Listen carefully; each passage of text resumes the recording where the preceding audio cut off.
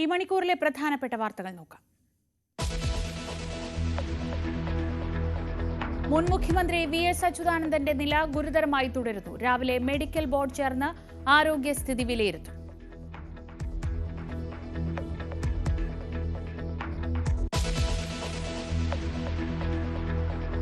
നിലമ്പൂരിൽ തോറ്റതെങ്ങനെയെന്ന് വിലയിരുത്താൻ CPM നേതൃയോഗങ്ങൾക്ക് ഇന്ന് തുടക്കം. രാവിലെ സെക്രട്ടേറിയറ്റ് ചേരും. നാളെയും മറ്റന്നാളും സംസ്ഥാന കമ്മിറ്റി. സംസ്ഥാന സെക്രട്ടറി MV ഗോവിന്ദന് രൂക്ഷ വിമർശനത്തിന് സാധ്യത. അടിയന്തരാവസ്ഥക്കാലത്തെ RSS കൂട്ടുകെട്ട് പരാമർശം പരാജയ കാരണമായെന്ന വിലയിരുത്തലിൽ ഒരു വിഭാഗം നേതാക്കൾ. തദ്ദേശ തെരഞ്ഞെടുപ്പ് ഒരുക്കവും ചർച്ചയാകും.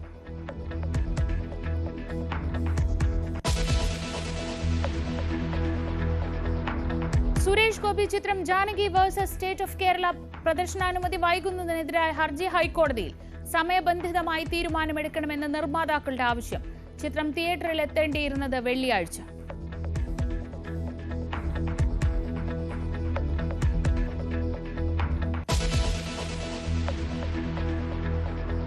പാൽവില കൂട്ടാൻ മിൽമ നീക്കം. തീരുമാനമെടുക്കാൻ തിരുവനന്തപുരം മേഖലാ യൂണിയൻ ഭരണസമിതി ഇന്ന് യോഗം ചേരും. ലിറ്ററിന് 60 രൂപ കർഷകർക്ക് നൽകണമെന്ന് ശുപാർശ ചെയ്ത് എറണാകുളം മേഖലാ യൂണിയൻ. ഇതിനു മുൻപ് വില കൂട്ടിയത് 2002 ഡിസംബറിൽ.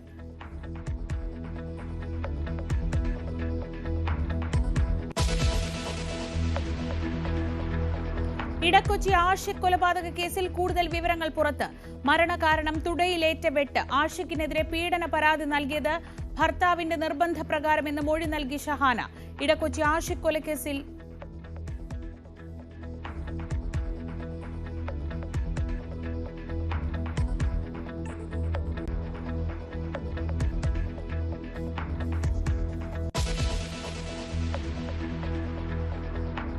ജൂലൈ 1 മുതൽ ട്രെയിൻ യാത്രാ നിരക്കുകൾ കൂടും. AC ക്ലാസുകളിൽ 2 പൈസയുടെ വർധന. 500 കിലോമീറ്റർ വരെ ഓർഡിനറി. സെക്കൻഡ് ക്ലാസ് നിരക്കിൽ വർധനയില്ല.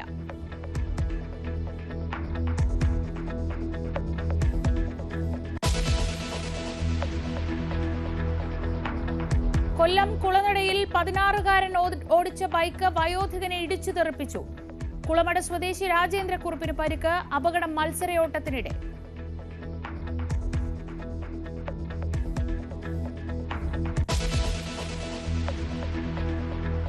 യുദ്ധം അവസാനിച്ചതോടെ പശ്ചിമേഷ്യ സമാധാനത്തിലേക്ക്. ഇന്നലെ രാത്രി പരസ്പരം ആക്രമിക്കാതെ ഇറാനും ഇസ്രയേലും. ഇറാനിൽ നിന്ന് 282 ഇന്ത്യക്കാരെ കൂടി തിരിച്ചെത്തിച്ചു. ഒഴിപ്പിക്കൽ താൽക്കാലികമായി നിർത്തി. ഇറാനിൽ ഭരണമാറ്റം ആഗ്രഹിക്കുന്നില്ലെന്ന് അമേരിക്കൻ പ്രസിഡന്റ് ഡൊണാൾഡ് ട്രംപ്. ആണവ പദ്ധതികൾ പൂർണ്ണമായി തകർത്തിട്ടില്ലെന്ന പെന്റഗൺ റിപ്പോർട്ടും തള്ളി ട്രംപ്.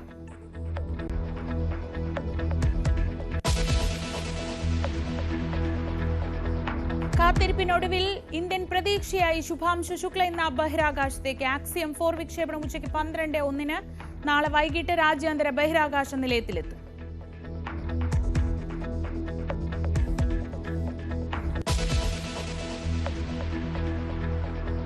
ജമ്മു കശ്മീരിനെ ഒഴിവാക്കി ഭൂപടം പ്രസിദ്ധീകരിച്ച കോഴിക്കോട് മേത്ര ആശുപത്രിക്കെതിരെ കേസ്.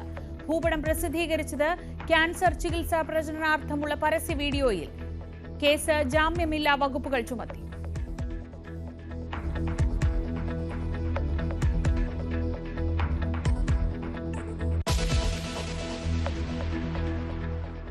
മുതിർന്ന കമ്മ്യൂണിസ്റ്റ് നേതാവും മുൻ മുഖ്യമന്ത്രിയുമായ വി.എസ്. അച്യുതാനന്ദന്റെ ആരോഗ്യനില ഗുരുതരമായി തുടരുന്നു. ഹൃദയാഘാതത്തെ തുടർന്ന് തിരുവനന്തപുരത്തെ സ്വകാര്യ ആശുപത്രിയിൽ തീവ്ര പരിചരണ വിഭാഗത്തിലാണ് വി.എസ്. ഉള്ളത്. ഇന്ന് രാവിലെ മെഡിക്കൽ ബോർഡ് ചേർന്ന് വി.എസിന്റെ ആരോഗ്യസ്ഥിതി വിലയിരുത്തും. ഡാൻ കുര്യൻ വിവരങ്ങളുമായി. ഡാൻ, പ്രായം ഒരു വലിയ പ്രശ്നമാണ് എങ്കിൽ പോലും അദ്ദേഹത്തിൻ്റെ നില ഒരു സ്ഥിരതയോടെ നിർത്തുക എന്നതാണ് ഡോക്ടർമാർ ശ്രമിക്കുന്നത്. ഇന്ന് എപ്പോഴായിരിക്കും മെഡിക്കൽ ബുള്ളറ്റിൻ വരിക? എന്തൊക്കെയാണ് വിവരങ്ങൾ?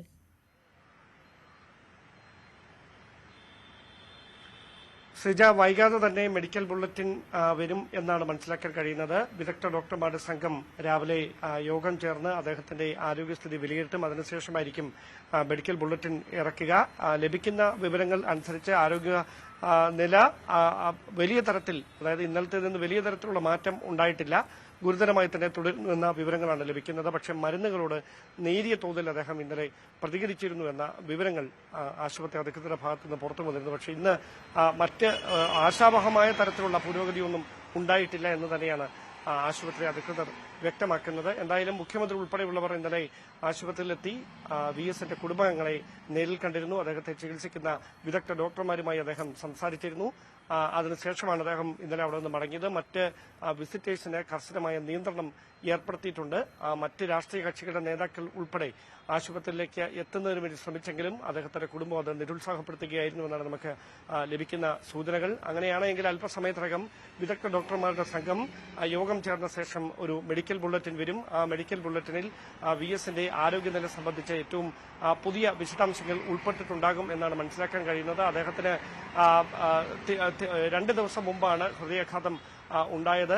അങ്ങനെയാണ് അദ്ദേഹത്തെ ആശുപത്രിയിൽ, പട്ടത്തെ സ്വകാര്യ ആശുപത്രിയിൽ പ്രവേശിപ്പിക്കുന്ന സാഹചര്യമുണ്ട്. കഴിഞ്ഞ 6 വർഷമായി അദ്ദേഹം ചികിത്സയിൽ അല്ലെങ്കിൽ വിശ്രമത്തിൽ തുടരുമ്പോഴും ശാരീരികമായ അസ്വസ്ഥതകൾ നേരിടുന്ന സമയങ്ങളിലൊക്കെയും അദ്ദേഹത്തെ എത്തിച്ചേർന്ന ഇതേ ആശുപത്രിയിൽ തന്നെയാണ്. കഴിഞ്ഞ 6 വർഷമായി അവിടുത്തെ ഡോക്ടർമാരുടെ ഒരു പൂർണ്ണ പരിചരണത്തിലായിരുന്നു VS ഉണ്ടായിരുന്നത്. 102ാമത്തെ വയസ്സിലാണ് അദ്ദേഹത്തിന് ഇങ്ങനെ ഹൃദയാഘാതം ഉണ്ടാകുന്നത് എന്നതാണ് അതിന്റെ ഗൌരവം വർദ്ധിപ്പിക്കുന്നത്. എന്തായാലും അല്പസമയത്തിനകം അദ്ദേഹത്തിന്റെ ആരോഗ്യനില സംബന്ധിച്ച കൃത്യമായ ഒരു വിശദീകരണം ഈ സ്വകാര്യ ആശുപത്രിയുടെ ഭാഗത്തു നിന്ന് മെഡിക്കൽ ബുള്ളറ്റിലൂടെ ലഭിക്കും എന്നാണ് അറിയാൻ കഴിയുന്നത്. ശരി, ഡാൻ കുര്യനാണ് വിവരങ്ങൾ നൽകിയത്. അദ്ദേഹത്തിന്റെ ആരോഗ്യനില വലിയ മാറ്റമില്ലാതെ തുടരുകയാണ്. മരുന്നുകളോട് നേരിയ രീതിയിൽ പ്രതികരിക്കുന്നുവെന്ന് ഡാൻ റിപ്പോർട്ട് ചെയ്യുന്നു. ജമ്മുകശ്മീരിനെ ഒഴിവാക്കി ഭൂപടം പ്രസിദ്ധീകരിച്ചതിന് കോഴിക്കോട് മേത്ര ആശുപത്രിക്കെതിരെ കേസെടുത്തു. ക്യാൻസർ ചികിത്സയുടെ പ്രചരണാർത്ഥം പുറത്തിറക്കിയ പരസ്യ വീഡിയോയിൽ തലയില്ലാത്ത ഭൂപടം പ്രസിദ്ധീകരിച്ചതിന് ജാമ്യമില്ലാ വകുപ്പ് അനുസരിച്ചാണ് കേസ്. MS അനീഷ് കുമാർ വിവരങ്ങളുമായി. അനീഷ്, വളരെ ഗുരുതരമായ പിഴവാണ് ഉണ്ടായിട്ടത്. പക്ഷേ മിക്കവാറും പരസ്യ ഏജൻസിയൊക്കെ ആയിരിക്കുമല്ലോ ഇങ്ങനെ ഒരു പരസ്യം തയ്യാറാക്കിയിട്ടുള്ളത്. ആരാണ് പരാതി നൽകിയത്? എന്തൊക്കെയാണ് വിശദാംശങ്ങൾ? ഹിന്ദു ഐക്യവേദി ജില്ലാ സെക്രട്ടറിയാണ് ഇത് സംബന്ധിച്ച പരാതി നൽകിയത്. കഴിഞ്ഞ ദിവസം ഫേസ്ബുക്കിലും ഇൻസ്റ്റാഗ്രാമിലും അടക്കം ഈ ഒരു പരസ്യചിത്രം പ്രത്യക്ഷപ്പെടുകയായിരുന്നു. പ്രത്യേകിച്ചും ക്യാൻസർ ബോധവൽക്കരണവുമായി ബന്ധപ്പെട്ട് ഡോക്ടർമാരും സ്റ്റാഫുകളും ഒക്കെ അടങ്ങുന്ന ഒരു സംഘമാണ് ഈ വീഡിയോയിൽ പ്രത്യക്ഷപ്പെടുകയും ചെയ്തത്. കാശ്മീരിന്റെ മുകൾ ഭാഗം ഇല്ലാതെയാണ്, അതായത് ഇന്ത്യയുടെ തലഭാഗം ഇല്ലാതെയാണ് ഈ വീഡിയോ പ്രത്യക്ഷമാവുകയും ചെയ്തത്. ഇന്നലെ വൈകുന്നേരം ഇത് സംബന്ധിച്ച് പരാതി നൽകുകയും രാത്രി മൈത്ര ആശുപത്രിക്കെതിരെ കേസെടുക്കുകയും ചെയ്തിരിക്കുന്നു. ഡോക്ടർമാരടക്കമുള്ളവർ ഈ കേസിൽ പ്രതികളാവും, അതായത് അവരാണ് ഈ കാര്യങ്ങൾ വിശദീകരിച്ചുകൊണ്ട് കാര്യങ്ങൾ പറയുന്നതുകൊണ്ട് അവരടക്കം പ്രതികളാവും എന്നാണ് പോലീസ് അറിയിച്ചിരിക്കുന്നത്. ഭാരതീയ ന്യായ സംഹിത 152, 192, 3-5 വകുപ്പുകൾ പ്രകാരമാണ് പോലീസ് എലത്തൂർ പോലീസിൽ കുറ്റവുമായി ബന്ധപ്പെട്ട് കേസെടുത്തിരിക്കുന്നത്. ഇന്ത്യയുടെ ഐക്യവും അഖണ്ഡതയും തകർക്കാൻ ശ്രമിച്ചതിനും കലാപം ഇളക്കിവിടാൻ ശ്രമിച്ചതിനുമാണ് ഇപ്പോൾ കേസെടുത്തിരിക്കുന്നത്. ഈ ഡോക്യുമെന്ററി ഏത് സാഹചര്യത്തിലാണ് വന്നത് എന്നതിനെ കുറിച്ച് കൃത്യമായ ഒരു വിശദീകരണം ആശുപത്രി അധികൃതർ നൽകിയിട്ടില്ല. നമ്മൾ ആശുപത്രി അധികൃതരുമായി ബന്ധപ്പെടുകയും ചെയ്തിരുന്നു. എന്തായാലും വളരെ വിശദമായ പരിശോധനകൾക്ക് ശേഷമാണ് അടുത്ത നടപടിക്രമങ്ങളിലേക്ക് നീങ്ങുക എന്നാണ് പോലീസ് അറിയിച്ചിരിക്കുന്നത്. പ്രത്യേകിച്ചും ഇത് എവിടെയാണ് പ്രത്യക്ഷപ്പെട്ടത്, ഇത് പ്രത്യക്ഷപ്പെടാനുണ്ടായ സാഹചര്യം, ഇതിന്റെ ഒരു ആധികാരികത, ഇതുമായി ബന്ധപ്പെട്ട് മെട്രിക്കും മറ്റുമൊക്കെ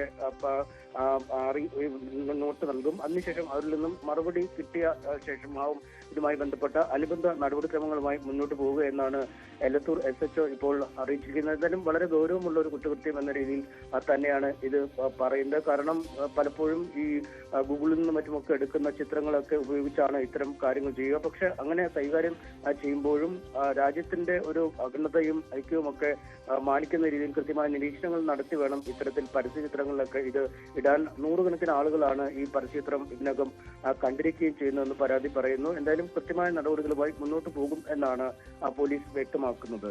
ശ്രീജ. ശരി, MS അനീഷ് കുമാറാണ് വിവരങ്ങൾ നൽകിയത്. കോഴിക്കോട് മേത്ര ആശുപത്രിക്കെതിരെയാണ് വികലമാക്കിയ രീതിയിൽ ഇന്ത്യയുടെ ഭൂപടം പ്രസിദ്ധീകരിച്ചതിനെതിരെ ഇപ്പോൾ കേസെടുത്തിരിക്കുന്നത്. നിലമ്പൂർ ഉപതെരഞ്ഞെടുപ്പിലെ പരാജയ കാരണങ്ങൾ വിലയിരുത്താൻ CPMന്റെ നേതൃയോഗങ്ങൾ ഇന്ന് തുടങ്ങും. അടിയന്തരാവസ്ഥക്കാലത്തെ RSS കൂട്ടുകെട്ട് സംബന്ധിച്ച സംസ്ഥാന സെക്രട്ടറി MV ഗോവിന്ദന്റെ പരാമർശം പരാജയ കാരണമായി എന്ന അഭിപ്രായം ഒരു വിഭാഗം നേതാക്കൾക്കുണ്ട്. തദ്ദേശ തെരഞ്ഞെടുപ്പിന്റെ ഒരുക്കങ്ങളും യോഗം ചർച്ച ചെയ്യും. ഡാൻ കുര്യൻ വിവരങ്ങളുമായി. ഡാൻ, പാർട്ടിയെ സംബന്ധിച്ച് ഒരുപക്ഷെ ഒരു സ്വതന്ത്ര സ്ഥാനാർത്ഥി നിന്നിരുന്നെങ്കിലുള്ള ക്ഷീണമല്ല സ്വരാജ് നിൽക്കുമ്പോഴുള്ളത്. അതുകൊണ്ട് തന്നെ ഒരു വലിയ തെരഞ്ഞെടുപ്പിലേക്ക് പോകും മുൻപ് കൃത്യമായ വീഴ്ചകൾ അറിയണം. ഭരണവിരുദ്ധ വികാരമുണ്ട് എന്ന് പ്രതിപക്ഷം പറയുമ്പോൾ അതുണ്ടോ ഇല്ലയോ എന്ന് തിരിച്ചറിയണം. അങ്ങനെ വിശദമായ ഒരു പരിശോധന തന്നെ വേണ്ടിവരും. ഏത് രീതിയിലൊക്കെ ആയിരിക്കും ഇന്നത്തെ ചർച്ചകൾ?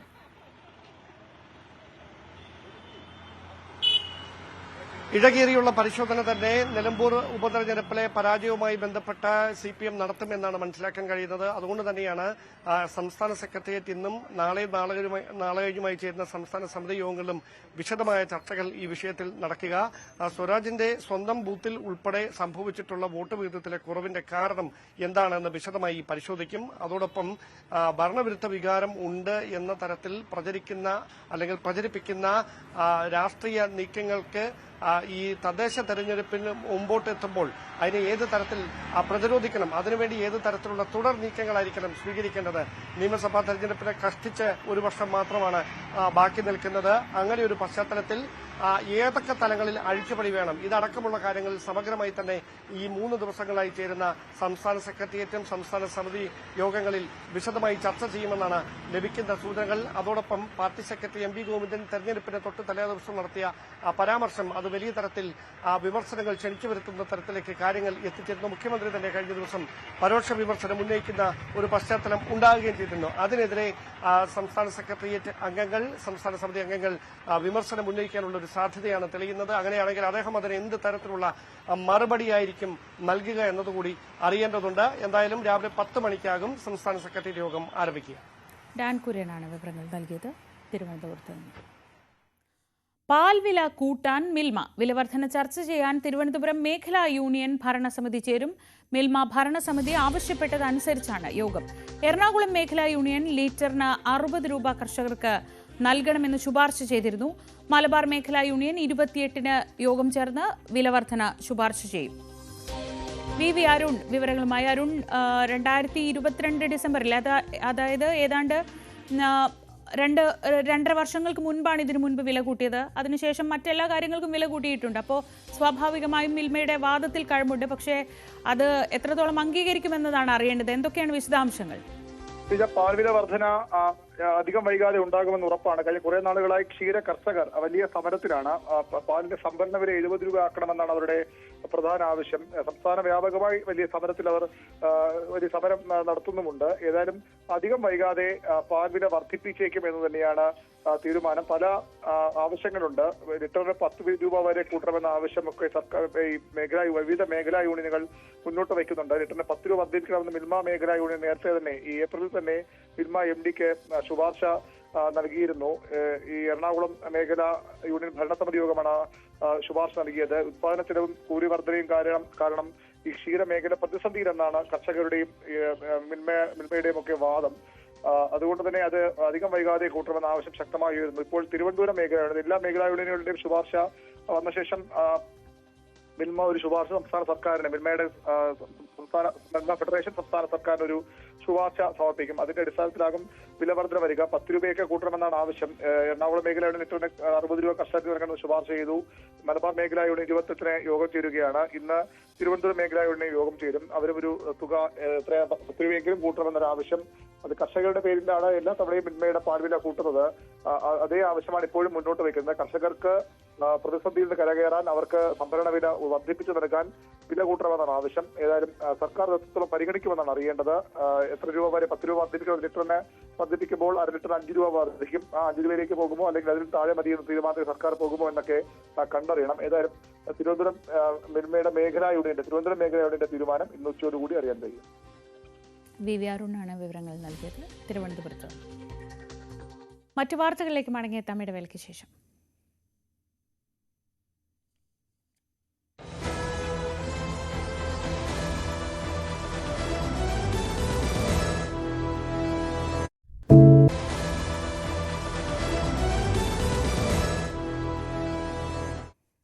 പന്ത്രണ്ട് ദിവസത്തെ ഇടവേളയ്ക്ക് ശേഷം പശ്ചിമേഷ്യ സമാധാനത്തിലേക്ക് മടങ്ങിയെത്തിയിരിക്കുന്നു. ഇറാനും ഇസ്രയേലും ഏറ്റുമുട്ടൽ അവസാനിപ്പിച്ചു. ആകാശാക്രമണങ്ങൾ ഇല്ലാത്ത രാത്രിയാണ് കടന്നുപോയത്. ഇറാന്റെ ആണവ കേന്ദ്രങ്ങളിൽ നടത്തിയ ആക്രമണം വിജയകരമായില്ല എന്ന US പ്രതിരോധ വിഭാഗത്തിന്റെ ഇന്റലിജൻസ് റിപ്പോർട്ട് വൈറ്റ് ഹൌസ് തള്ളി. ഇറാനിലെ US ഇസ്രയേൽ വ്യോമാക്രമണങ്ങൾ അപലപിച്ച് ബ്രിക്സ് രാജ്യങ്ങൾ രംഗത്തെത്തി. നാറ്റോയുടെ നിർണായക യോഗം ഇന്ന് നടക്കും. അഭിലാഷ് രാധാകൃഷ്ണൻ വിവരങ്ങളുമായി. അഭിലാഷ്, യുദ്ധത്തിന് എന്തായാലും താൽക്കാലിക വിരാമമായിരിക്കുന്നു, സമാധാനം പുലരുന്ന ഒരു ദിവസം വന്നിരിക്കുന്നു. പക്ഷേ തുടർ ചലനങ്ങൾ ഒരുപാടുണ്ട്. പെന്റഗന്റെ റിപ്പോർട്ട് വൈറ്റ് ഹൗസ് തള്ളുകയാണ്. പല ചിത്രങ്ങളും ഇപ്പോൾ സോഷ്യൽ മീഡിയയിലൊക്കെ വരുന്നുണ്ട്. ഈ ആക്രമണങ്ങളിൽ കാര്യമായ അങ്ങനെ നാശനഷ്ടമൊന്നും ഉണ്ടായിട്ടില്ല എന്ന് കാണിക്കുന്നത്. അങ്ങനെയെങ്കിൽ ഒരു ചെറിയ നാണക്കേട് അമേരിക്കയ്ക്കും പ്രത്യേകിച്ച് ട്രംപിനും ഉണ്ടാക്കില്ലേ? എന്തൊക്കെയാണ് ഇത്തരത്തിൽ ഈ സമാധാന ഉടമ്പടിക്ക് ശേഷം നടക്കുന്ന ചർച്ചകൾ? ശ്രീജ, ഇപ്പോൾ പുറത്തു വരുന്ന വാർത്തകൾ ഇസ്രായേലിനും അതുപോലെ അമേരിക്കയ്ക്കും ഇരു രാജ്യങ്ങളെയും പ്രതിരോധത്തിലാക്കുന്ന വാർത്തകളാണ് പുറത്തു വരുന്നത്.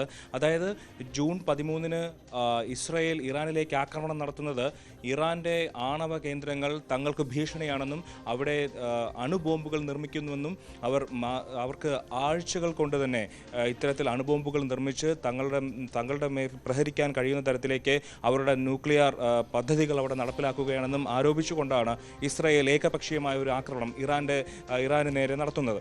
അതിനുശേഷം ദിവസങ്ങൾക്ക് ശേഷം തന്നെ അമേരിക്കയും ഇറാന്റെ 3 ആണവ കേന്ദ്രങ്ങളിലേക്ക് ആക്രമണം നടത്തിയിരുന്നു. നതാൻസ്, ഇസ്ഫഹാൻ, പിന്നെ ഫോർദോ, ഈ 3 ആക്രമണം നടത്തിയിരുന്നു. അതിനുശേഷം അമേരിക്കൻ പ്രസിഡന്റ് ഡൊണാൾഡ് ട്രംപ് പറഞ്ഞത് ഇറാന്റെ ആണവ കേന്ദ്രങ്ങളെ പൂർണ്ണമായും തകർത്തു, വലിയ രീതിയിലുള്ള നാശനഷ്ടം അവർക്ക് ഉണ്ടാക്കാൻ കഴിഞ്ഞു, ഇനി അടുത്ത കുറേ കാലത്തേക്കെങ്കിലും അവരുടെ ന്യൂക്ലിയർ പ്രോഗ്രാംസ് അവർക്ക് മുന്നോട്ട് പോകാൻ കഴിയില്ല എന്നായിരുന്നു അമേരിക്കയുടെ അവകാശവാദം. എന്നാൽ ഇപ്പോൾ പുറത്തു വരുന്ന റിപ്പോർട്ടുകൾ അമേരിക്കയുടെയും ഇസ്രായേലിൻ്റെയും അവകാശവാദങ്ങളെ തള്ളിക്കൊണ്ടുള്ള റിപ്പോർട്ടുകളാണ് പുറത്തു വരുന്നത്.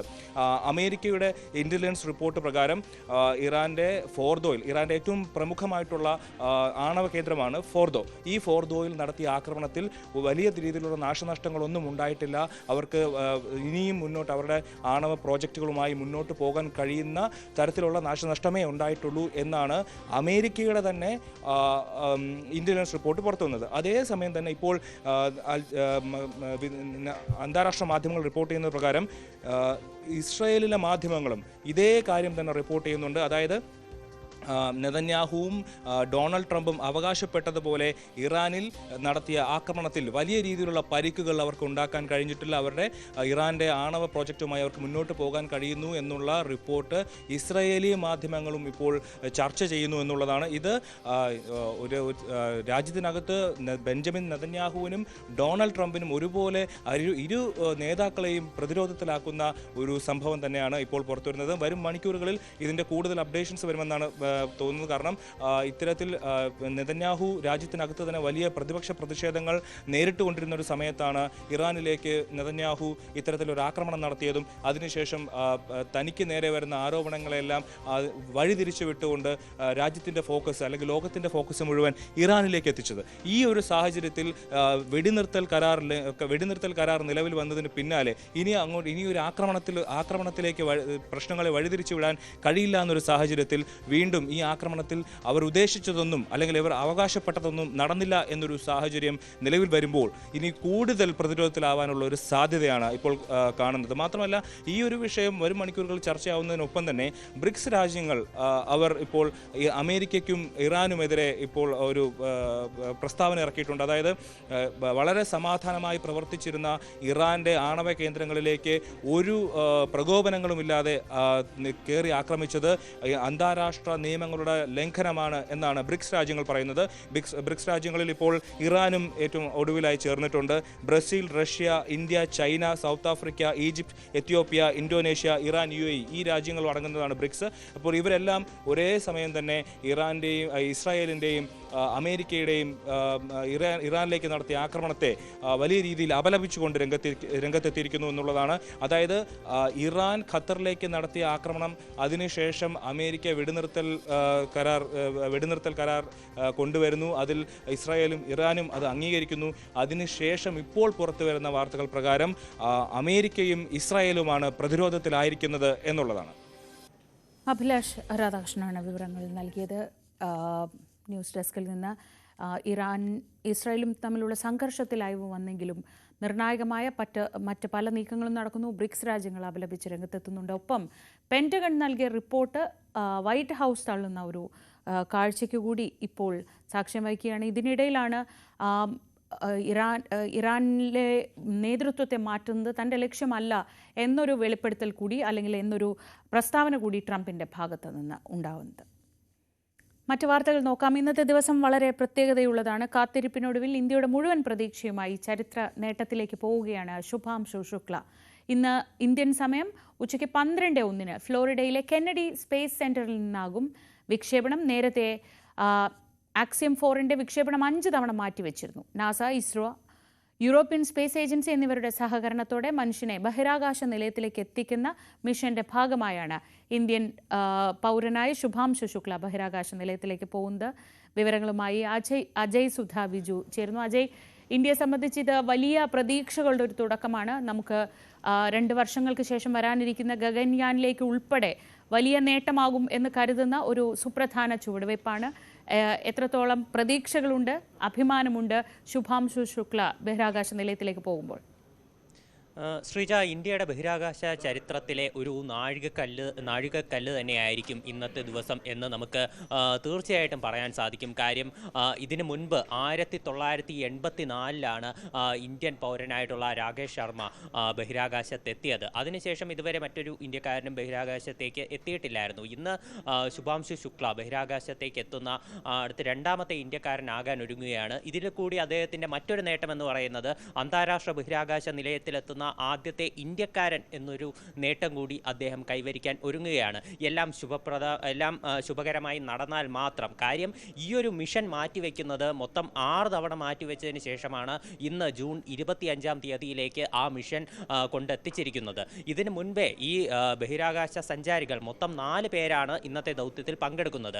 ഈ 4 പേരും കഴിഞ്ഞ 1 മാസമായി ക്വാറന്റൈനിൽ തന്നെ കഴിയുകയാണ്. കൃത്യമായി പറഞ്ഞാൽ മെയ് 25-ാം തീയതി മുതൽ ഇവരുടെ ക്വാറന്റൈൻ തുടങ്ങിയതായിരുന്നു. മെയ് 29-ാം തീയതിയായിരുന്നു ഈ ആക്സിയം 4 മിഷൻ ശരിക്കും നടക്കാനിരുന്നത്. അന്ന് ഇതിൻ്റെ ഇലക്ട്രിക്കൽ യൂണിറ്റിൽ വന്ന, ഇതിൻ്റെ ഡ്രാഗൺ പേടകത്തിലുള്ള ഇലക്ട്രിക്കൽ യൂണിറ്റിൽ വന്ന ചില പ്രശ്നങ്ങൾ, സാങ്കേതിക പ്രശ്നങ്ങൾ കാരണം ഇതിൻ്റെ വിക്ഷേപണം മാറ്റിവെക്കുകയായിരുന്നു. അതിനുശേഷം പിന്നെ ജൂൺ 7, ജൂൺ 8, ജൂൺ 9, 10, 11 തുടങ്ങി 6 തവണയാണ് മാറ്റിവെക്കുന്നത്. ഏറ്റവും അവസാനമായി മാറ്റിവെച്ചത് ജൂൺ 22-ാം തീയതിയാണ്. ഇത്രയും തവണ മാറ്റിവെച്ചതിന് ശേഷമാണ് ഇപ്പോൾ ഇന്നത്തേക്ക് ഈ മിഷൻ എത്തിയിരിക്കുന്നത്. ഇതിനു മുൻപേ കാലാവസ്ഥാ പ്രശ്നങ്ങളുണ്ടായിരുന്നു. അതുപോലെ തന്നെ ഓക്സിജൻ ചോർച്ച ഇതിൻ്റെ ഫാൽക്കൺ 9 എന്ന് പറയുന്ന റോക്കറ്റിനകത്ത് കണ്ടെത്തിയിരുന്നു. ഇത്തരത്തിൽ നിരവധി പ്രതിസന്ധികളിലൂടെ കടന്നുപോയി. ഇതിലൊരു അണുവിട, ഒരു പിഴവ് പോലും സംഭവിക്കാതിരിക്കാൻ വേണ്ടിയിട്ടാണ് കൃത്യമായി ഇത്ര തവണ മാറ്റിവെച്ച് ഇന്ന് ഇന്ത്യൻ സമയം എല്ലാം നന്നായി നടന്നാൽ, ശുഭകരമായിട്ട് നടന്നു കഴിഞ്ഞാൽ ഇന്ന് ഇന്ത്യൻ സമയം ഉച്ചയ്ക്ക് 12:01 വിക്ഷേപണം നടക്കും. അത് ഫ്ലോറിഡയിലുള്ള കെന്നഡി സ്പേസ് സെൻറ്ററിലുള്ള ഇപ്പോൾ സ്പേസ് സെൻറ്ററിൽ നിന്നാണ് ഈ വിക്ഷേപണം നടക്കുന്നത്. ഇതിൻ്റെ ലോഞ്ചിങ് പാഡ് 39A-യിൽ നിന്നാണ് ഇതിൻ്റെ വിക്ഷേപണം നടക്കുന്നത്. ഫാൽക്കൺ 9 എന്ന് പറയുന്ന റീയൂസബിൾ ആയിട്ടുള്ള റോക്കറ്റിലാണ് ഈ 4 ബഹിരാകാശ സഞ്ചാരികളും ബഹിരാകാശത്തേക്ക് എത്തുന്നത്. ഇതിൽ ശുഭാംശു ശുക്ലയുടെ ഏറ്റവും നിർണായകമായിട്ടുള്ള ഒരു കാര്യമെന്ന് പറയുന്നത് ഇന്നത്തെ മിഷൻ്റെ പൈലറ്റായി പ്രവർത്തിക്കുന്നത് അദ്ദേഹമാണ്. ഇന്നത്തെ ഈ ലോഞ്ചിങ്ങിലാണെങ്കിലും അതിനുശേഷം ഇത് ബഹിരാകാശ നിലയത്തിൽ നടക്കുന്ന ഡോക്കിംഗ് പ്രക്രിയയിലാണെങ്കിലും എല്ലാത്തിലും ഒരു പൈലറ്റായി സേവനം അനുഷ്ഠിക്കുന്നത് നമ്മുടെ ഇന്ത്യക്കാരനായിട്ടുള്ള ശുഭാംശു ശുക്ലയാണ്. അതുകൊണ്ട് ആ കാര്യത്തിൽ നമുക്ക് അഭിമാനിക്കാം. മൊത്തം 14 ദിവസം നീണ്ടു നിൽക്കുന്ന മിഷന് വേണ്ടിയിട്ടാണ് ഇവർ ബഹിരാകാശ നിലയത്തിലേക്ക് പോകുന്നത്. ഈ 14 ദിവസം ഈ 4 ബഹിരാകാശ സഞ്ചാരികളും വിവിധങ്ങളായിട്ടുള്ള പരീക്ഷണങ്ങളിൽ ഏർപ്പെടും. ഇന്ന് വിക്ഷേപണം നടക്കുമ്പോൾ നാളെ വൈകുന്നേരം 4:30-നാണ് ഇതിൻ്റെ ഡോക്കിംഗ് പ്രക്രിയ, ബഹിരാകാശ നിലയത്തിലുള്ള ഡോക്കിംഗ് പ്രക്രിയ നടക്കുന്നത്.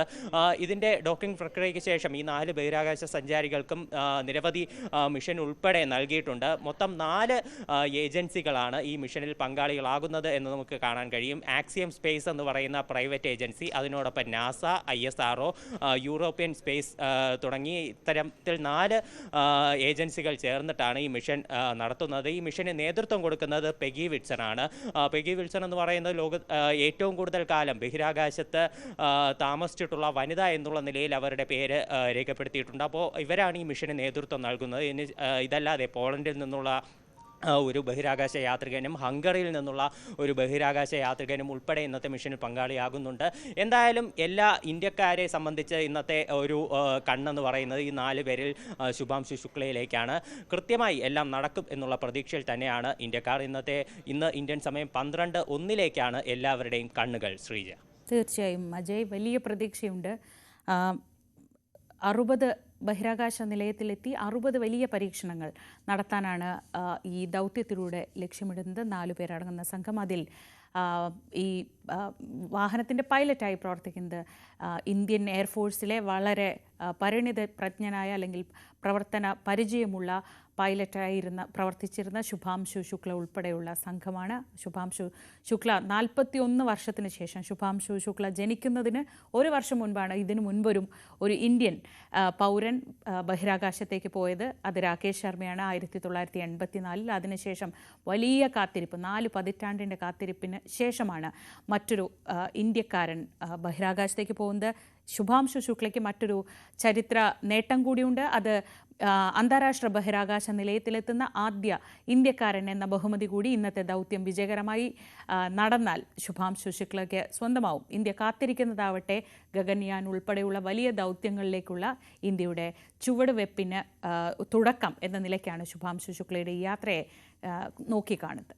ഇനി മറ്റ് വാർത്തകളിലേക്ക് പോകാം. നമുക്ക് ഈ വാർത്തയുടെ വിശദാംശങ്ങളിലേക്ക് വരും ബുള്ളറ്റിനുകളിൽ വളരെ വിശദമായി തന്നെ പോകാം. 12:01 ഈ ദൗത്യം നടക്കുന്നത് വരെയുള്ള സമയങ്ങളിൽ മറ്റു വാർത്തകളൊന്ന് പെട്ടെന്ന് നോക്കി വരാം. രാജ്യത്തെ വിമാനത്താവളങ്ങളിലെ ഓഡിറ്റിൽ ഗുരുതരമായ വീഴ്ച കണ്ടെത്തി സിവിൽ ഏവിയേഷൻ വിഭാഗം. വിമാനങ്ങളിൽ പലതവണ റിപ്പോർട്ട് ചെയ്യപ്പെട്ട ന്യൂനതകൾ സമയബന്ധിതമായി പരിഹരിക്കപ്പെടുന്നില്ലെന്ന് വ്യോമയാന മന്ത്രാലയം പുറത്തുവിട്ട കുറിപ്പിൽ പറയുന്നു. അഹമ്മദാബാദിലുണ്ടായ എയർ ഇന്ത്യ വിമാനാപകടത്തിന് ശേഷമാണ് DGCA ഈ ഓഡിറ്റ് ആരംഭിച്ചത്. ഡൽഹി, മുംബൈ ഉൾപ്പെടെ രാജ്യത്തെ വിമാനത്താവളങ്ങളിൽ ജൂൺ 19 മുതൽ നടത്തിയ ഓഡിറ്റിലാണ് നിരവധി സുരക്ഷാ പരിപാലന പ്രശ്നങ്ങൾ കണ്ടെത്തിയത്. വിമാന പ്രവർത്തനങ്ങൾ, വായുസഞ്ചാര യോഗ്യത, റാമ്പ് സുരക്ഷ, എയർ ട്രാഫിക് നിയന്ത്രണം, ആശയവിനിമയം, പ്രീ ഫ്ലൈറ്റ് മെഡിക്കൽ പരിശോധനകൾ, നാവിഗേഷൻ സംവിധാനങ്ങൾ എന്നിവയുൾപ്പെടെയാണ് പരിശോധിച്ചത്. ഒരു വിമാനത്താവളത്തിൽ തടസ്സപരിധി ഡാറ്റ 3 വർഷമായി അപ്ഡേറ്റ് ചെയ്തിട്ടില്ലെന്ന് കണ്ടെത്തി. ചുറ്റുമുള്ള പ്രദേശത്ത് പുതിയ നിർമ്മാണങ്ങൾ നടന്നിട്ടും ഒരു സർവേയും നടത്തിയില്ല. ടയറുകൾ തേഞ്ഞുപോയതിനാൽ ഒരു ആഭ്യന്തര വിമാനം വൈകി. ഒരു വിമാനത്താവളത്തിൽ റൺവേയിലെ സെൻട്രൽ ലൈൻ മാർക്കിംഗ് മാഞ്ഞ നിലയിലാണ്. സാങ്കേതിക പ്രശ്നങ്ങൾ ടെക്നിക്കൽ ലോഗ് ബുക്കിൽ രേഖപ്പെടുത്തിയിട്ടില്ല എന്നതാണ് മറ്റൊരു പ്രധാന പ്രശ്നം. സീറ്റുകൾക്കിടയിൽ ലൈഫ് വെസ്റ്റുകൾ ശരിയായി ഉറപ്പിച്ചിട്ടില്ല. ഗ്രൗണ്ട് ഹാൻഡലിംഗ് ഉപകരണങ്ങൾ ഉപയോഗശൂന്യമായി കണ്ടെത്തി. ലൈറ്റുകൾ നേരായ ദിശയിലല്ല. വിമാനങ്ങൾ പാർക്ക് ചെയ്യുന്ന സ്ഥലങ്ങളിലൂടെ കടന്നുപോകുന്ന വാഹനങ്ങളിൽ സ്പീഡ് ഗവർണർ ഇല്ല. ഇതിനു പുറമെ ത്രസ്റ്റ് റിവേഴ്സറുകൾ, ഫ്ലാപ്പ് സ്ലാറ്റ് ലിവറുകൾ തുടങ്ങിയ ഉപയോഗശൂന്യമായ സംവിധാനങ്ങൾ ശരിയായി ലോക്ക് ചെയ്തിട്ടില്ലെന്നും DGCA കുറ്റപ്പെടുത്തി. ഒരു സിമുലേറ്റർ വിമാന കോൺഫിഗറേഷനുമായി പൊരുത്തപ്പെടുന്നില്ലെന്ന് റെഗുലേറ്റർ കണ്ടെത്തി. സോഫ്റ്റ്വെയർ നിലവിലെ പതിപ്പിലേക്ക് അപ്ഡേറ്റ് ചെയ്തിട്ടില്ല. ബാഗേജ് ട്രോളികൾ, ബെൽറ്റ് ലോഡറുകൾ തുടങ്ങിയ ഗ്രൗണ്ട് ഹാൻഡലിംഗ് ഉപകരണങ്ങളും ഉപയോഗശൂന്യം. ഇങ്ങനെ നീളുന്നു DGCA കണ്ടെത്തലുകൾ. DGCA ജോയിന്റ് ഡയറക്ടർ ജനറലിന്റെ നേതൃത്വത്തിൽ 2 ടീമുകളായാണ് പരിശോധന നടത്തിയത്. അഹമ്മദാബാദിലുണ്ടായ എയർ ഇന്ത്യ വിമാനാപകടത്തിന് ശേഷമാണ് DGCA ഓഡിറ്റിംഗ് ആരംഭിച്ചത്. ഗുരുതര പ്രശ്നങ്ങൾ കണ്ടെത്തിയതിനെ തുടർന്ന് ഒരാഴ്ചക്കുള്ളിൽ തിരുത്തൽ നടപടികൾ സ്വീകരിക്കാൻ ഓപ്പറേറ്റർമാർക്ക് നിർദ്ദേശം നൽകിയിട്ടുണ്ട്. News desk, news 18. അഹമ്മദാബാദ് വിമാനാപകടത്തിൽ ജീവൻ നഷ്ടമായവരുടെ കുടുംബത്തിന് ആദ്യ സഹായം എത്തിച്ച് ഡോക്ടർ ഷംഷീർ വയലിൽ.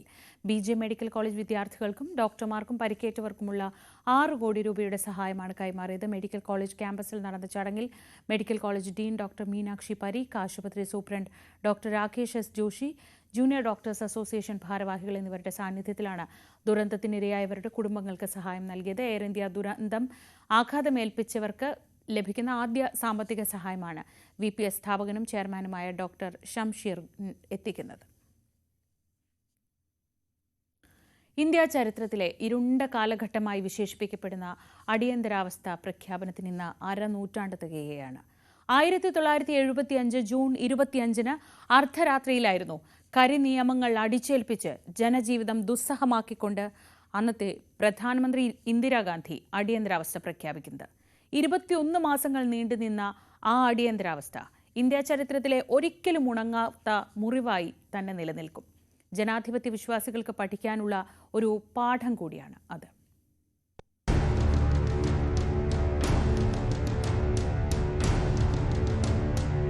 രാജ്യത്ത് ജനാധിപത്യത്തിലൂടെ അധികാരമേറ്റ ഭരണാധികാരി ഏകാധിപതിയായാൽ എന്താകും സ്ഥിതിയെന്ന് സ്വതന്ത്ര ഇന്ത്യ കണ്ടത് ഇന്ദിരാഗാന്ധി പ്രഖ്യാപിച്ച അടിയന്തരാവസ്ഥയിലൂടെയാണ്.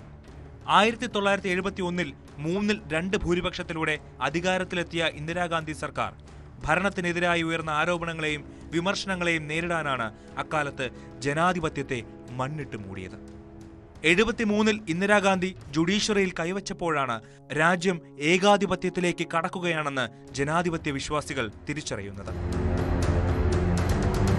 ഏറ്റവും മുതിർന്ന 3 സുപ്രീം കോടതി ജഡ്ജിമാരെ മറികടന്ന് തനിക്ക് വേണ്ടപ്പെട്ട A.N. റേയെ ചീഫ് ജസ്റ്റിസായി നിയമിച്ചതായിരുന്നു തുടക്കം. പിന്നീട് ഗുജറാത്തിൽ ചമൻഭായ് പട്ടേലിനെതിരായും ബീഹാറിൽ സർക്കാരിനെതിരായും ഉയർന്ന വിദ്യാർത്ഥി പ്രക്ഷോഭങ്ങൾ ജോർജ് ഫെർണാണ്ടസ് നയിച്ച റെയിൽവേ സമരത്തെ അടിച്ചമർത്തിയത് റെയിൽവേ മന്ത്രിയായ മിശ്ര ഉൾപ്പെട്ട പോണ്ടിച്ചേരി ലൈസൻസ് അഴിമതിയും പിന്നീട് മിശ്രയുടെ കൊലപാതകവും ജയപ്രകാശ് നാരായണന്റെ നേതൃത്വത്തിൽ നടന്ന പ്രതിപക്ഷ സമരവും ഇന്ദിരാഗാന്ധി സർക്കാരിന് വലിയ തലവേദനയായി. ഇതിനെല്ലാം പുറമെയാണ് ഇന്ദിരാഗാന്ധിയെ അധികാര സ്ഥാനങ്ങളിൽ നിന്ന് 6 വർഷത്തേക്ക് വിലക്കി അലഹബാദ് ഹൈക്കോടതി വിധി പുറപ്പെടുവിച്ചത്.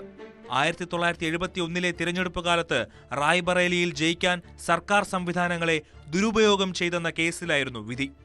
രാഷ്ട്രീയ സാഹചര്യവും കോടതി വിധിയും എതിരായതോടെ അധികാരം നിലനിർത്താൻ ഇന്ദിര കണ്ടെത്തിയ പോംവഴിയായിരുന്നു അടിയന്തരാവസ്ഥ.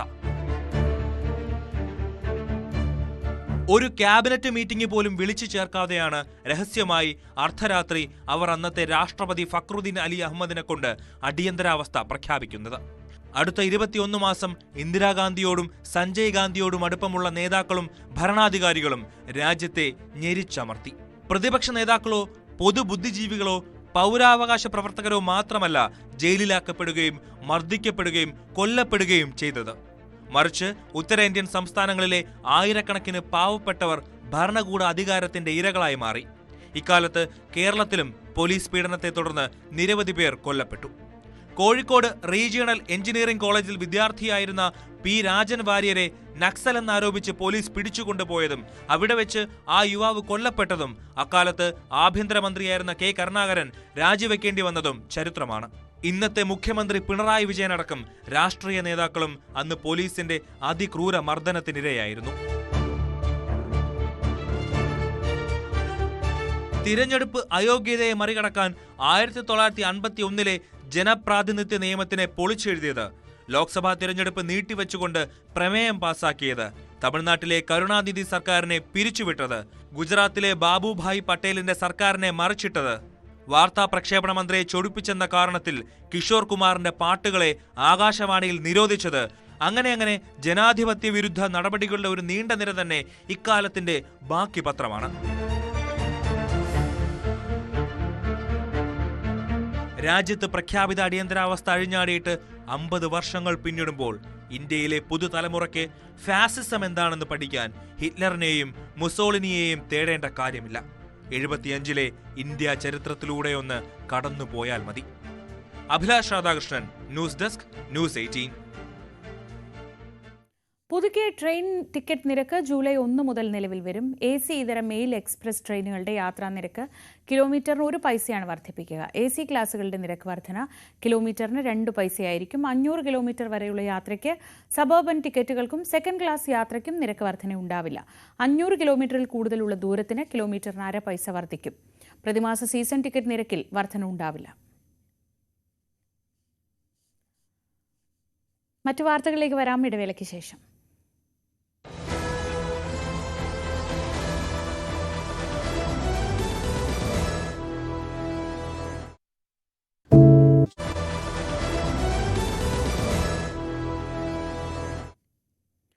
സുരേഷ് ഗോപി ചിത്രം Janaki versus state of Kerala സിനിമയുടെ പ്രദർശനാനുമതി വൈകുന്നതിൽ നിർമ്മാതാക്കൾ നൽകിയ ഹർജി ഹൈക്കോടതി ഇന്ന് പരിഗണിക്കും. പ്രദർശനാനുമതിയിൽ സമയബന്ധിതമായി തീരുമാനമെടുക്കണമെന്നാണ് ആവശ്യം. വെള്ളിയാഴ്ച തിയേറ്ററുകളിൽ എത്തേണ്ട ചിത്രത്തിനാണ് കേന്ദ്ര സെൻസർ ബോർഡിൽ നിന്ന് തീരുമാനം വൈകുന്നത്. നവമി ദിനേശ് വിവരങ്ങളുമായി. നവമി, വെള്ളിയാഴ്ചയായിരുന്നു റിലീസ് നിശ്ചയിച്ചിരുന്നത്, അത് നടന്നില്ല. പക്ഷെ അതിനൊരു കാരണം പറയണമെങ്കിൽ കൃത്യമായ ഒരു രേഖ വേണം. അങ്ങനെ ഒരു രേഖ ഇവർക്ക് കിട്ടിയിട്ടുമില്ല. ഈ സിനിമയുടെ അണിയറ പ്രവർത്തകർക്ക് അത് കിട്ടിയിട്ടുമില്ല. ഇന്ന് കോടതിയിലെത്തുമ്പോൾ എന്താണ് പ്രതീക്ഷിക്കുന്നത്?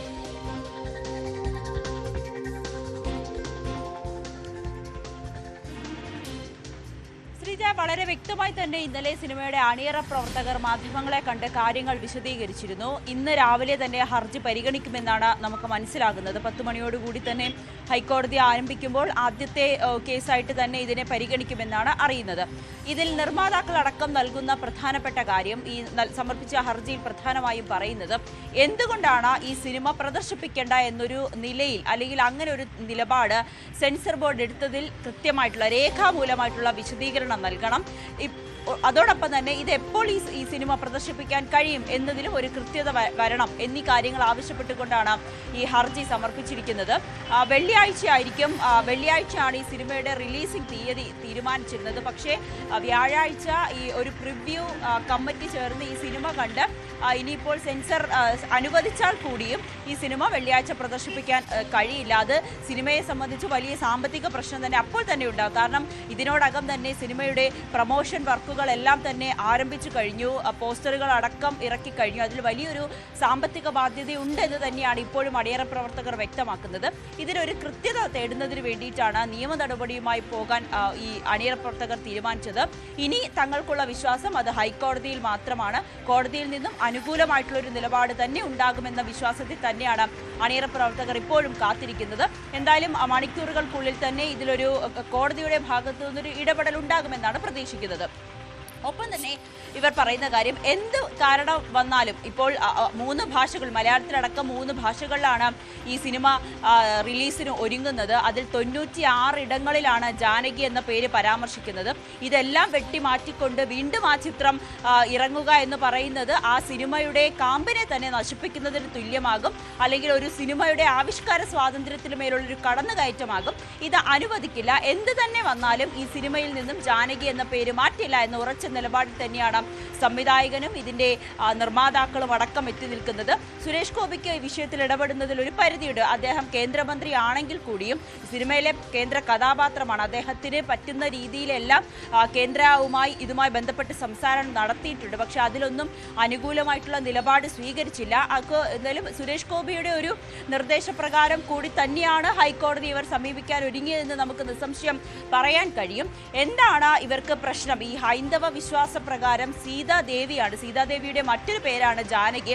ആ പേര് ഈ സിനിമയിൽ ഉൾപ്പെടുത്താൻ കഴിയില്ല. പ്രത്യേകിച്ച് ഈ സിനിമയിൽ ജാനകി എന്ന് പറയുന്നത് ഒരു ഇരയാക്കപ്പെട്ട ഒരു വിക്ടിമിന്റെ പേരാണ് ജാനകി എന്ന് പറയുന്നത്. അത് സീതാദേവിയുടെ മറ്റൊരു നാമമായ ജാനകി ഇതിൽ ഉപയോഗിക്കാൻ കഴിയില്ല എന്നാണ് നൽകുന്ന വിശദീകരണം. അതും ഔദ്യോഗികമായിട്ടല്ല, ഈ നിർമ്മാതാവിന്റെ ഫോണിൽ വിളിച്ചുകൊണ്ട് പറഞ്ഞതാണ്. പക്ഷെ അപ്പോഴും അത് ഈ സിനിമ കണ്ടിട്ടില്ല എന്നുള്ളതാണ് ഏറ്റവും പ്രധാനപ്പെട്ട കാര്യം. സെൻസർ ബോർഡ് ഈ സിനിമ കണ്ടതിന് ശേഷം മാത്രം ഈ പേര് മാറ്റണം എന്നൊരു തീരുമാനം എടുക്കണമെന്നാണ് ഇവരുടെയും ആവശ്യം. എന്തായാലും വ്യാഴാഴ്ച ആയിരിക്കും സിനിമ സെൻസർ ബോർഡ് വീണ്ടും കാണുക. അതിലപ്പുറത്തേക്ക് ഇന്ന് ഹൈക്കോടതി വിഷയം പരിഗണിക്കുമ്പോൾ എന്ത് നിലപാടാണ് സ്വീകരിക്കുക എന്നുള്ളത് ഈ സിനിമ അണിയറ പ്രവർത്തകരെ സംബന്ധിച്ചും ഏറെ നിർണായകമായിട്ടുള്ള ഒരു നിമിഷം കൂടിയായിരിക്കും. ശ്രീജ. ശരി, നവമിയാണ് വിവരങ്ങൾ നൽകിയത്. കൊച്ചിയിൽ നിന്ന് Janaki versus state of Kerala. ഇതുവരെ നമ്മൾ കേട്ടിട്ടില്ലാത്ത ഒരു തരം വിവാദമാണ്. ഈ വാർത്ത പുറത്തു വന്നപ്പോഴാണ് മുൻപും സമാനമായ സാഹചര്യം നേരിടേണ്ടി വന്നു എന്ന് സംവിധായകൻ പത്മകുമാർ പറഞ്ഞത്. അപ്പോൾ പോലും ജാനകി എന്ന പേരുള്ളത് കൊണ്ട് ഒരു സിനിമ റിലീസ് ചെയ്യാൻ കഴിയില്ല എന്നൊരു നിലപാട് സെൻസർ ബോർഡ് എടുത്തിട്ടുണ്ടെങ്കിൽ അത് കോടതിയിൽ ചോദ്യം ചെയ്യപ്പെടും എന്ന് തന്നെ നമുക്ക് പ്രതീക്ഷിക്കാം. മറ്റു വാർത്തകളിലേക്ക്. കോതമംഗലം പൂയംകുട്ടിയിലെ മണികണ്ഠൻ ചാൽ ചപ്പാത്തിൽ യുവാവിനെ ഒഴുക്കിൽപ്പെട്ട് കാണാതായി. ചപ്പാത്തിലൂടെ നടന്നു വരവെയാണ് യുവാവിനെ കാണാതായത്. ശക്തമായ മഴയെ തുടർന്ന് ചപ്പാത്ത് രാത്രി വെള്ളത്തിനടിയിലായിരുന്നു.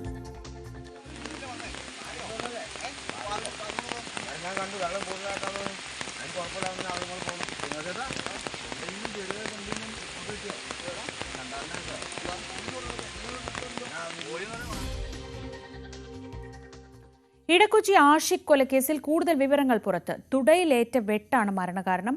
മുൻകൂട്ടി തീരുമാനിച്ചാണ് കൊലപാതകം. ഭർത്താവിന്റെ നിർബന്ധപ്രകാരമാണ് ആഷിഖിനെതിരെ പീഡന പരാതി നൽകിയതെന്ന് ഷഹാന മൊഴി നൽകി. നവമി ദിനേശ് വിവരങ്ങളുമായി. നവമി, ഈ കൊലപാതകവുമായി ബന്ധപ്പെട്ട് കൂടുതൽ വിവരങ്ങൾ ഇപ്പോൾ പുറത്തു വരുമ്പോൾ നേരത്തെ ഈ ഷഹാനയ്ക്കും ഇതൊക്കെ അറിയാമായിരുന്നു എന്നാണോ പോലീസ് എത്തുന്ന നിഗമനം? ഈ ആഷിഖ് ജയിലിലായ സംഭവമൊക്കെ ഇതോട് ചേർത്ത് തന്നെയാണോ പോലീസ് കാണുന്നത്?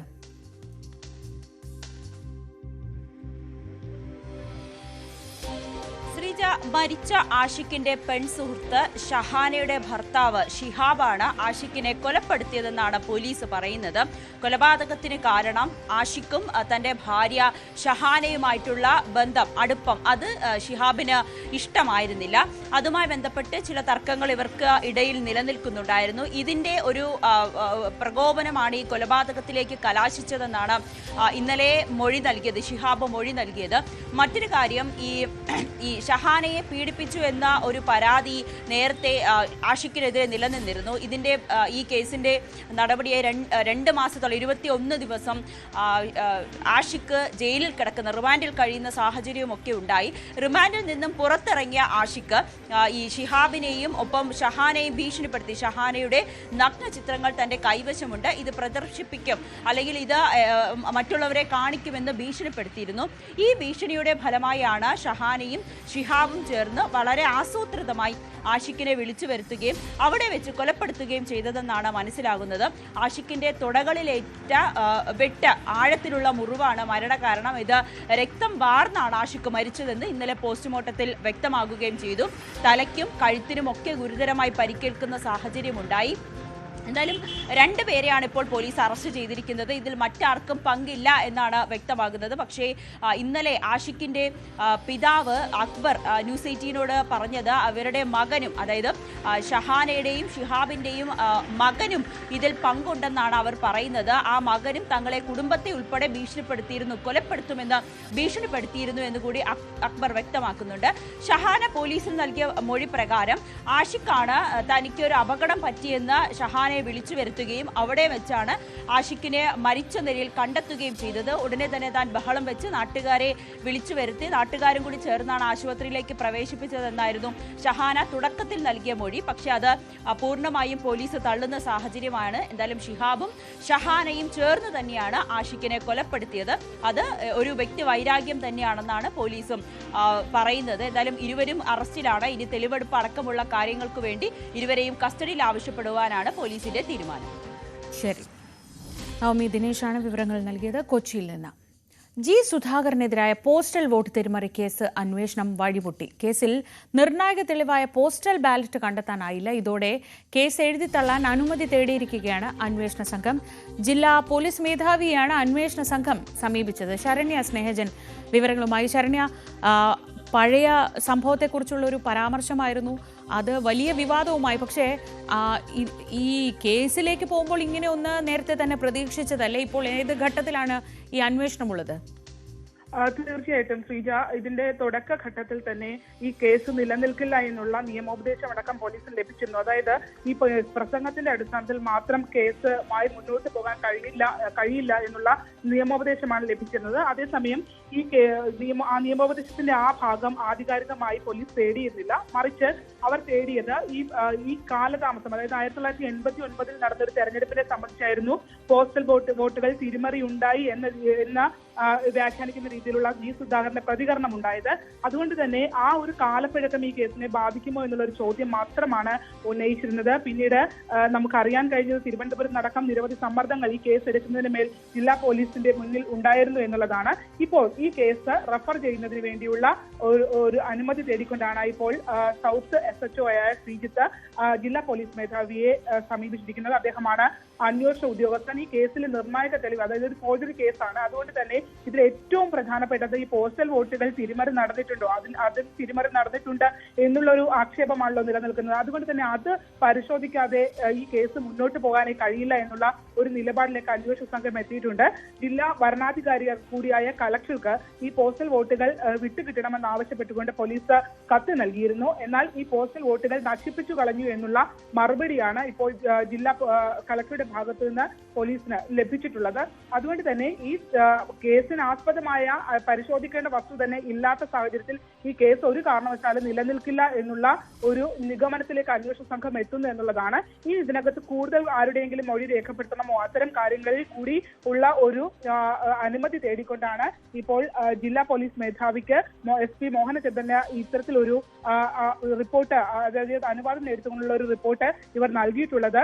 എന്തായാലും വളരെ പ്രധാനപ്പെട്ട കാര്യം, ഈ ഒരു കേസ് എടുക്കുന്ന ഘട്ടത്തിൽ തന്നെ ജി സുധാകരൻ കടുത്ത അതൃപ്തനായിരുന്നു എന്നുള്ളതാണ്. തനിക്കെതിരെ ഉണ്ടായ ആ കേസിനെതിരെ അദ്ദേഹം പരസ്യമായ വിമർശനവുമായി രംഗത്ത് വരുന്ന ഒരു സാഹചര്യമൊക്കെ ഉണ്ടായിരുന്നു.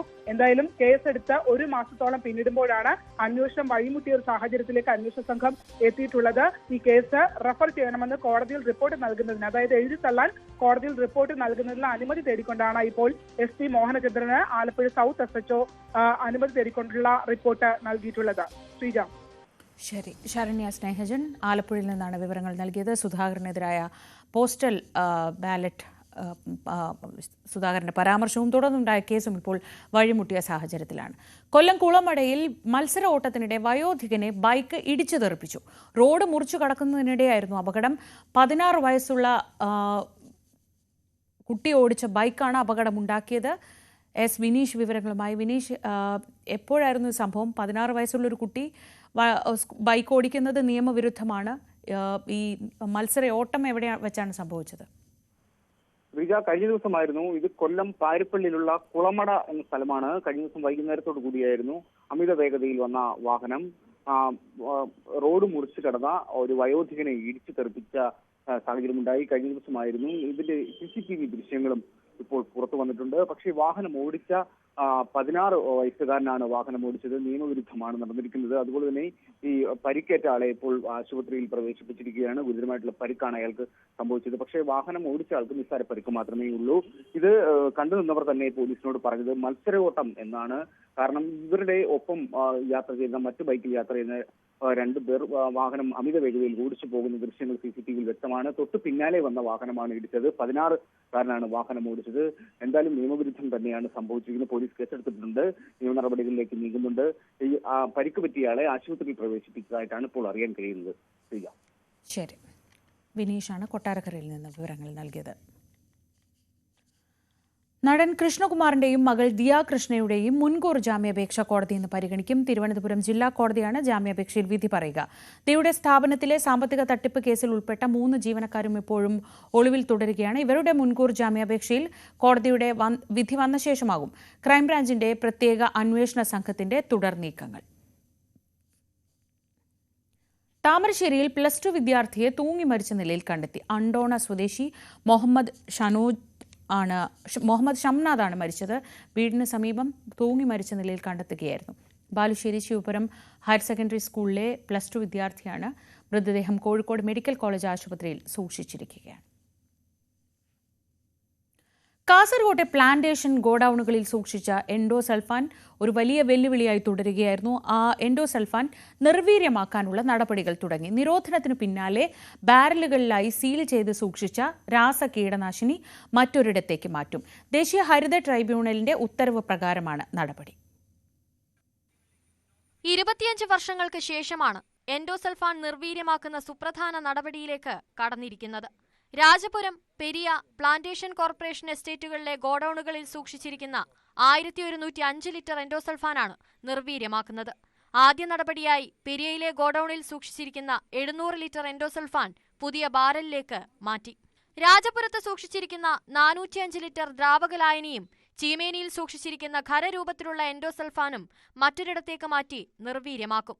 കേന്ദ്ര മലിനീകരണ നിയന്ത്രണ ബോർഡിലെ വിദഗ്ധ സംഘമാണ് രാസകീടനാശിനി നിർവീര്യമാക്കുന്നത്. We came to 4 states where all the dumps which are there, endosulfan dump that has been shifted to new dumps, and we have secured them now, and the report will be filed before NGT suggesting how this the waste has to be disposed of. Therefore, based on the honorable NGT directions, further directions, the action has to be taken for final disposal. Plantation കോർപ്പറേഷന്റെ മിഞ്ച പദവിയിലെ കശുമാവിൻ തോട്ടത്തിൽ അശാസ്ത്രീയമായി endosulfan കുഴിച്ചുമൂടിയ കേസിൽ വാദം തുടരുന്നതിനിടെയാണ് കേന്ദ്ര ഹരിത tribunal നിലവിൽ ഗോഡൌണിൽ സൂക്ഷിച്ചിരിക്കുന്ന endosulfan നിർവീര്യമാക്കാൻ കേന്ദ്ര മലിനീകരണ ബോർഡിനെ ചുമതലപ്പെടുത്തിയത്. വരും ദിവസങ്ങളിൽ ജില്ലയിലെ മറ്റിടങ്ങളിലും സൂക്ഷിച്ചിരിക്കുന്ന എൻഡോസൾഫാൻ ഇവിടെ നിന്ന് മാറ്റി നിർവീര്യമാക്കും. ന്യൂസ് 18 കാസർഗോഡ്. തമിഴ്നാടിന്റെ പരമ്പരാഗത ചിത്രകലാരൂപങ്ങളിലൊന്നായ തഞ്ചാവൂർ പെയിന്റിംഗിന്റെ വിശേഷങ്ങളിലേക്കാണ് ഇനി നമ്മൾ പോകുന്നത്. നെയ്യാറ്റിൻകര വെള്ളറട സ്വദേശിയായ മണികണ്ഠൻ എന്ന യുവ കലാകാരൻ തയ്യാറാക്കിയ ചിത്രങ്ങൾ കാണാം.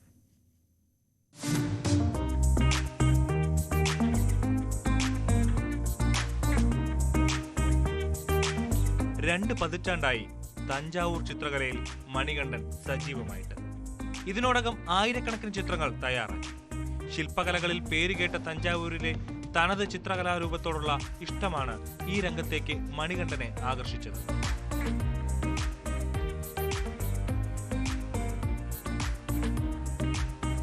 ചെന്നൈ ചെട്ടിനാട് വിദ്യാശ്രമത്തിൽ ഗുരുകുല പഠനം പൂർത്തിയാക്കിയ മണികണ്ഠൻ ആയിരക്കണക്കിന് ചിത്രകലാരൂപങ്ങൾ നിർമ്മിച്ചു. ഗീതോപദേശം, അനന്തശയനം, ദശാവതാരം, അങ്ങനെ നീളുന്നു ചിത്രങ്ങൾ.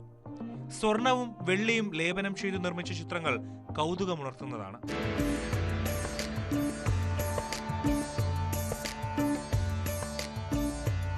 ആദ്യകാലങ്ങളിൽ ചുവരുകളിലും മരപ്പലകകളിലുമായിരുന്നു ചിത്രങ്ങൾ രൂപപ്പെടുത്തിയത്. കാലം മാറിയതോടെ പ്ലൈവുഡ് തിരഞ്ഞെടുത്തു. ആവശ്യമായ അളവിൽ പ്ലൈവുഡ് മുറിച്ചെടുത്ത ശേഷം തുണിയിൽ അറബിക് പശ കലർത്തിയാണ് ബേസ് നിർമ്മിക്കുന്നത്. ചിത്രത്തിന്റെ രൂപം പെൻസിലിൽ വരയ്ക്കും. ഭംഗി കൂട്ടുന്നതിനായി പച്ച, ചുവപ്പ്, വെള്ള കണ്ണാടിക്കല്ലുകൾ പതിപ്പിക്കുകയാണ് അടുത്ത പടി. ഇതിലേക്ക് ജയ്പൂർ ഉൾപ്പെടെയുള്ള പരമ്പരാഗത കല്ലുകളാണ് ഉപയോഗിക്കുന്നത്. ചിത്രത്തിന് ആവശ്യമായ പ്രൊജക്ഷൻ നൽകുക എന്നത് മറ്റൊരു കടമ്പയാണ്. ഏറെ ശ്രദ്ധ വേണം ഇതൊക്കെ പൂർത്തിയാക്കാൻ. ആദ്യകാലങ്ങളിൽ വണ്ടുകൾ, ഞണ്ടുകൾ തുടങ്ങിയ ജീവികൾ കൂടൊരുക്കാൻ തയ്യാറാക്കുന്ന മൃദുലമായ മണ്ണ് ശേഖരിച്ചായിരുന്നു പ്രൊജക്ഷൻ നിർമ്മിച്ചിരുന്നത്. എന്നാൽ ഇപ്പോൾ വിവിധ തരം ഷോക്ക് പൗഡറുകളും അറബിക് പശയുമാണ് ഉപയോഗിക്കുക. ഇങ്ങനെ തയ്യാറാക്കിയ ചിത്രത്തിൽ 24 കാരറ്റ് തങ്കഭസ്മം സ്വർണ്ണ നിറത്തിനായും വെള്ളി നിറം ആവശ്യമുള്ളിടത്ത് വെള്ളിയുടെ ഭസ്മവും ഉപയോഗിക്കും. വിവിധ വർണ്ണങ്ങൾ കൊണ്ട് ചിത്രം മനോഹരമാക്കുകയാണ് അവസാന ഘട്ടം. ആദ്യകാലങ്ങളിൽ പച്ചില ചാറുകളിൽ നിർമ്മിക്കുന്ന നിറങ്ങളായിരുന്നു ഉപയോഗിച്ചിരുന്നതെങ്കിൽ ഇപ്പോൾ പോസ്റ്ററിംഗ് കളറുകളാണ് ഉപയോഗിക്കുക. ചിത്രങ്ങൾക്ക് പൂർണ്ണരൂപം നൽകുന്നതിന് വലിപ്പമനുസരിച്ച് 2 മുതൽ 3 മാസം വരെ വേണ്ടിവരും. മഴക്കാലം പൂർണ്ണമായും ഒഴിവാക്കുന്നതാണ് നല്ലത്.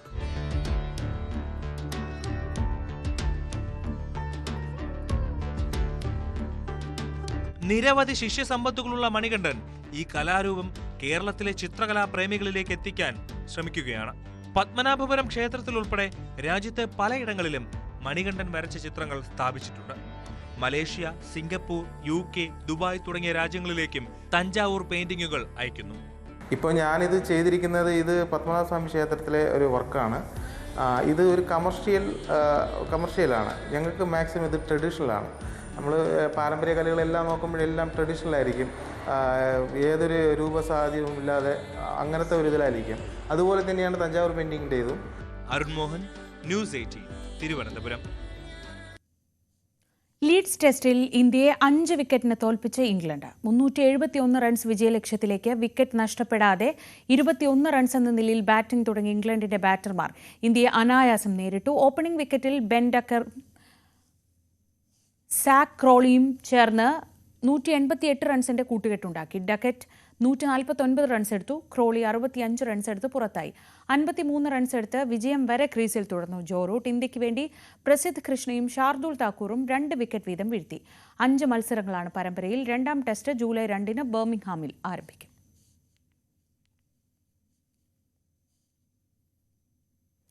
രാവിലെയുടെ സമയം ഇതോടെ പൂർണ്ണമാവുകയാണ്. ഈ ദിവസം ഇനി പ്രധാനപ്പെട്ട വാർത്തകൾ വരാനുള്ളത്. ഒന്ന്, VSന്റെ ആരോഗ്യസ്ഥിതി സംബന്ധിച്ച മെഡിക്കൽ റിപ്പോർട്ടാണ്. അത് നമ്മൾ ആകാംക്ഷയോടെ കാത്തിരിക്കുകയാണ്. ഒപ്പം CPMന്റെ നേതൃയോഗങ്ങൾ തുടങ്ങുമ്പോൾ എന്തൊക്കെയായിരിക്കും, എങ്ങനെയൊക്കെയായിരിക്കും നിലമ്പൂരിലെ പരാജയത്തെ വിലയിരുത്തുക, അത് അറിയേണ്ടതുണ്ട്.